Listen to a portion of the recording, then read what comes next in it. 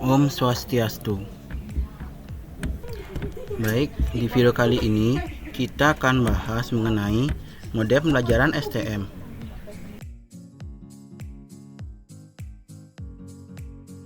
Nah, yang pertama kita akan bahas mengenai konsep model pembelajaran STM.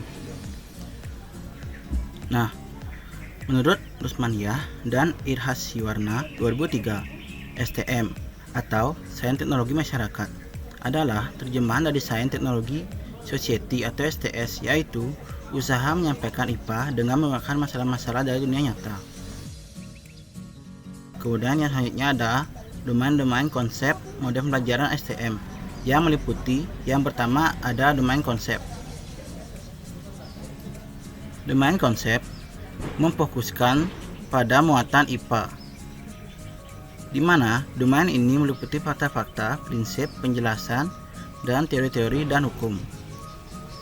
Kemudian yang kedua ada domain proses, di mana domain proses ini menekankan pada bagaimana proses memproses pengetahuan yang dilakukan oleh para saintis. Yang ketiga ada domain aplikasi. Domain ini menekankan pada penerapan konsep-konsep dan keterampilan dalam memecahkan masalah sehari-hari.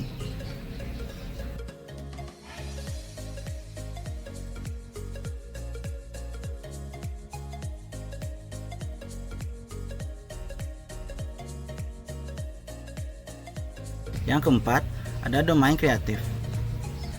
Domain kreativitas terdiri atas interaksi yang kompleks dari tampilan-tampilan dan proses-proses mental.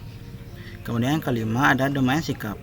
Domain ini meliputi pengembangan sikap-sikap positif terhadap IPA pada umumnya, serta yang tidak kalah pentingnya adalah sikap positif terhadap diri sendiri. Nah, materi yang selanjutnya kita akan masuk ke dalam prinsip model pembelajaran STM. Yang pertama, siswa mengidentifikasi masalah-masalah yang ada di daerahnya dan dampaknya. Kemudian yang kedua, menggunakan sumber informasi yang dapat digunakan. Yang ketiga, keterlibatan siswa secara aktif dalam mencari informasi untuk menyelesaikan masalah. Kemudian yang selanjutnya adalah karakteristik model pembelajaran STM. Menurut Lamaronta Galib 2002, yang pertama, diawali dengan isu-isu atau masalah-masalah yang sedang beredar serta relevan dengan ruang lingkup isi materi pembelajaran.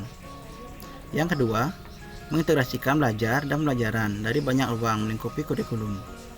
Yang ketiga, mengikuti serta dalam pengembangan sikap dan keterampilan dalam pertimbangan informasi. Yang keempat, mengembangkan literasi sains, teknologi, dan sosial. Kemudian, materi yang terakhir adalah dampak instruksional dan dampak iringan atau nuturat efek STM. Yang pertama ada kegiatan kerja. Kelompok dapat memupuk kebiasaan saling kerjasama antara siswa.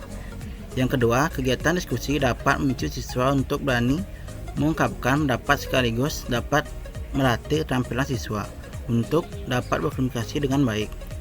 Di samping itu, dengan diskusi akan terbentuk sikap terbuka atau menghargai pendapat orang lain.